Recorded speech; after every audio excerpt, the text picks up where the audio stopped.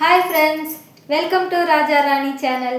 இன்னைக்கு வீடியோவில் என்ன பார்க்க போகிறோன்னா, ஒரு முயல் குட்டியோட நேர்மையை தான் கதையாக பார்க்க போகிறோம். இப்போ நம்ம சேனலுக்கு ஃபஸ்ட் டைம் வரீங்கன்னா சப்ஸ்கிரைப் பண்ணிக்கோங்க, வீடியோக்கு ஒரு லைக் பண்ணிவிட்டு வாட்ச் பண்ணுங்கள். இப்போ வாங்க நம்ம கதைக்குள்ளே போகலாம். ஒரு மடத்தில் அதாவது மரம் இந்த மாதிரிலாம் இருந்து இந்த மண்டபம் இந்த மாதிரி மடம் ஒன்று இருந்திருக்கு.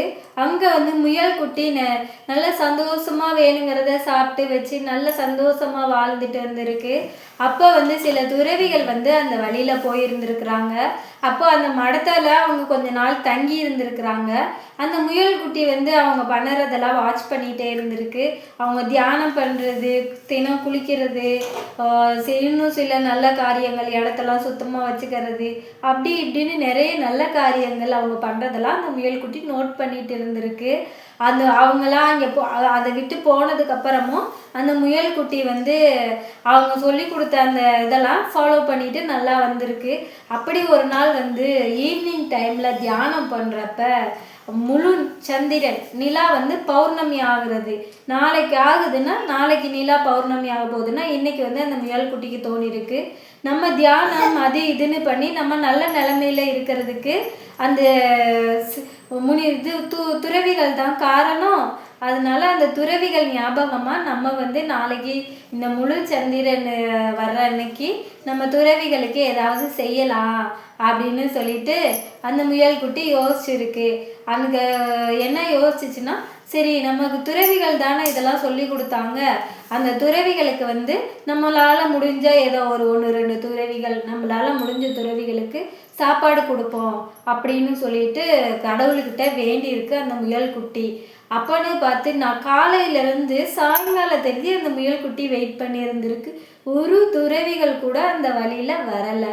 அப்போ அந்த முயல் குட்டி கடவுள்கிட்ட வேண்டுது, கடவுளே நான் துறவிகளுக்கு உணவு கொடுக்குறேன்னு வேண்டியிருந்தேன், இன்னைக்குன்னு பார்த்து எந்த துறவிகளும் இந்த வழியில் வரலையே, நான் என்ன பண்ணுறது அப்படின்னு அழுது புலம்பிட்டு ஒரு சில கட்டத்தில் பார்த்தா அந்த முயல் குட்டி, நான் துறவிகளுக்கு உணவு கொடுக்கல, வர்ற துறவிகளுக்கு என்னையே நான் உணவாக தரேன் அப்படின்னு சொல்லி அந்த முயல் குட்டி கடவுள்கிட்ட வேண்டுது.